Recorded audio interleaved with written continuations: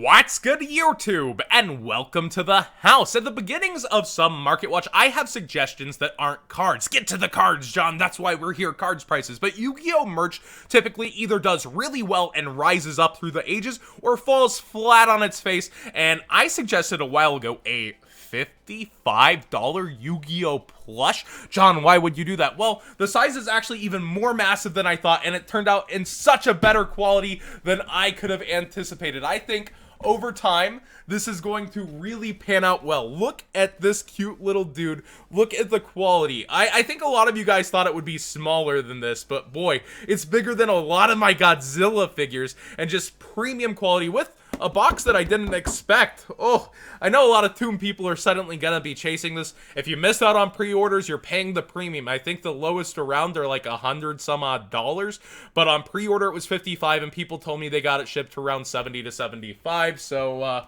good for you guys that did get in on it. I think it's pretty awesome. I only ordered my one. If it was old me, I would have probably ordered quite a few. So let's get into today's Market Watch though. No more weird flexes, right? No more plush flexes. Soft flex. Lunalight Panther Dancer. Oh no, it's $10. The sky is falling. This is insane. There's a buyout on Luna. Okay, guys. This wasn't reprinted and it's from Shining Victories. It's only $10. Do you know if we actually start typing in Lunalight here, where the rest of the deck falls? Almost everything's under $1, even the holos. Isn't that just a little crazy? Shiv, super rare. Leo Dancer, 30 cents. And I don't think that even has a reprint. So, A, I would start picking up the pieces you don't already have that are hollow. B, I would actually suggest getting your copies of this now rather than later, because they have a new boss monster in the Duelist pack. So I don't know if this is on reprint radar, such as Black Garden is.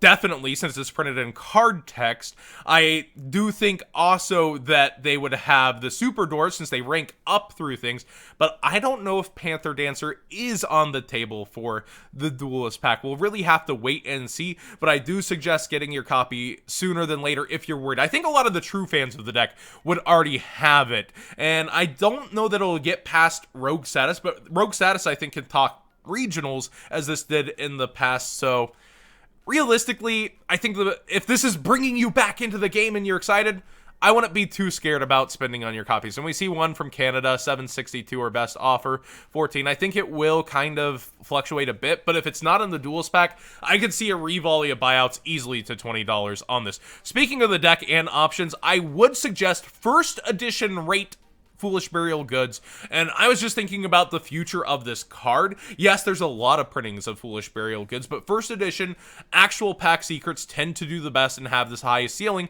as we've seen with Ghost Reaper, and I actually think this is a card that can see meta play at some point in time, depending on how good certain spell and trap graveyard effects get. So just for the long haul, I would actually heavily suggest first edition copies, which you have to get to page 3 to see at $3.14, $3.15, etc. I would definitely actually suggest just having those for max rarity, because we know max rarity has the highest ceiling on price. We see it time and time again on Market Watch. It doesn't matter if there's a Mega Pack secret. What happened with Ghost Reaper, the Mega Pack secrets were like 7 to 12, where the first ed Shiv was 20. So take that as you will when considering this card and its future. Now, going into gold rares, we were kind of peeking around. Drago Necro Nether Soul Dragon. Yes, zombie support. It's fused by any 2 zombie type monsters, and it must first be fusion summoned. We really fusing in zombies, huh? We gonna do it. This card has a pretty insane effect. If this card battles a monster, that monster cannot be destroyed by battle. At the end of damage step, when it battles the opponent's monster, the attack becomes 0, and you also summon a token that basically becomes the level and steals its attack. It's an interesting card that gives you bodies on board, and that has the 3k body on itself. I just don't know that it's worth the price, but we do see it at $19 and $20. I definitely don't think it's worth the price. I'm going to put my foot down on that, but we see it all over the place. Let me know if you think it's worth it. If you're playing it in your zombie deck, what is your actual application? What is your fusion card, and how are you deciding to go about it? I mean, any 2 zombies is pretty nice at times. It can, I guess, get Mizukis out of your hand if you're using a fusion card that can do that, but I every bone in my body screams no, you're not going to be playing a fusion spell card in your zombie decks. You're going to link spam. You're going to try to use zombies as resources. You're going to synchro is my second instinct, but fusion? Let me know if you guys are actually going off of it. It doesn't even feel like Beals to where synchroing's worth it, like, at least to me, but maybe I'm missing something. Maybe this old man isn't in touch with this one. Blackwing Chris the Crack of Dawn makes sense. It's one of those cards that if it was in my binder, and I like featuring anytime I have that feeling, if it was in my binder, I would have let it go for $4 very easily without looking it up. Somebody offers, I would have said, yeah, sure. So I just like showing those cards off. It makes sense because there was a new duels pack with Blackwing support. It's one of the best Blackwings out there as one of your end deck cards. So overall, it does quickly reach 10 on eBay as well, and it's just been going up over time. Very solid, and something I didn't personally know about. Foolish Burial, continuing the gold search, is actually going up. Market price $227 versus $345 for the premium gold version. Gold watch, boys, gold in these here cards. But it's just very interesting to me to actually look around and see it all around rising, and people just want any holofoil version of Foolish Burial versus the more expensive one, so it raises the ceiling on every single one. So take that as you will. Kind of find the I think the DT actually doesn't look bad. I believe it's actually Shatterfoil, if I'm not mistaken. But at the same time, like, the secret rare's gotten expensive, the dual terminal's gotten expensive, the next one is the gold, and the people really don't like the platinum, but you see it was behind, it's gonna creep on ahead. I personally am a fan, actually, of platinum rares. I just love the look of disgust people give me when I actually slime it on down. Yep, that's just the product page. We've got Soul Fusion coming in hot. Colossus still hanging around at the $80 mark. But what's this? Danger Noodle is moving up further. We have $50 Danger Noodles. Little Danger Snick is doing really good on the market, and he's up that way with new listings on eBay even, where we see pre-owned in the description at similar price. I'm sure it says new though, so maybe just a mislisting, but yeah, rising quickly. I mean, it does have one of the highest ceilings for danger, as it's always a body that's going to ensure it comes on the board, even discarding itself. So at worst, a 1-for-1 body on board that special summoned itself out for link summoning or overlaying, and then of course body on board that gets you a draw for a discard that could do something as well. I personally think it's also the cuteness, the memes. Anytime we see memes around the card in the community, it actually tends to follow on the market these days, which is just crazy to me. Raw Sphere mode, anybody. So really just staring at Soul Fusion, it's been so solid, and surprisingly so. Maybe it's the missing of Yu-Gi-Oh singles, who knows. But even the ultra rares sticking up here. We got Thunder Dark Dragon over 21. Trap Trick still hanging around that $20 mark. Roar still hanging towards 17. Everything's been super solid except for Titan, which has now fallen flat on its face to that $10 mark. It's crazy. And Thunderbird's actually fallen flat too. Just both of these so weirdly valued compared to what I would have thought versus the rest of the set. But this front page sure is shaping up into something interesting, and it kind of feels better to go after a sealed product and see that. We do have the special edition displays for sale up here too. If I'm not mistaken, I think these come out December though, so it's gonna be a while before that slams extra copies into the market.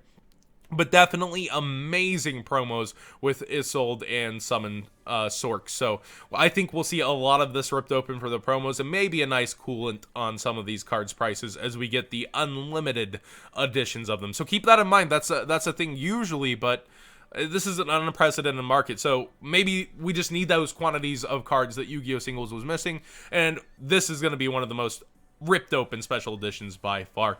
And finally, another note, something I didn't mention from my sponsor Tier Zero. They actually do OCG sleeves also, as well as the playmats, and I missed that. These Quasar sleeves are actually a pretty good deal. So maybe when you're going through things to tack on to your deal, yes, there's a lot of set out of stock right now, but there's really cool ones that I actually haven't seen for a while surfing for sleeves myself. Like, oh man, Brofeon sleeves at just $12.80, and you can get 5% off, of course. So whenever you're getting that free shipping from them over 50 pounds, that's 65 US dollars. Just kind of maybe browse through here and see if there's something you'd like to add from their sleeve section. I think they have Player's Choice also, which Player's Choice is coming back on the market soon, if I'm not mistaken. I know they did a Kickstarter, so you'll see a lot of that. They have Dragon Shields, all sorts of stuff, but I think what really you should pay attention to is just maybe put the price highest is what I do to find the OCG stuff, similar to the playmats. And actually the playmats, if I'm not mistaken, have updated since I last showed you, so I just want to take a gander through that too.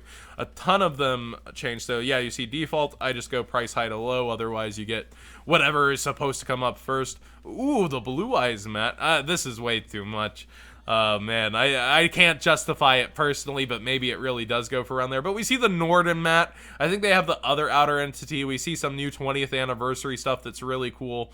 And going on through the Fräulein mat, of course. I don't know what the 2 to 3 days means. Like, is it only available for that much longer?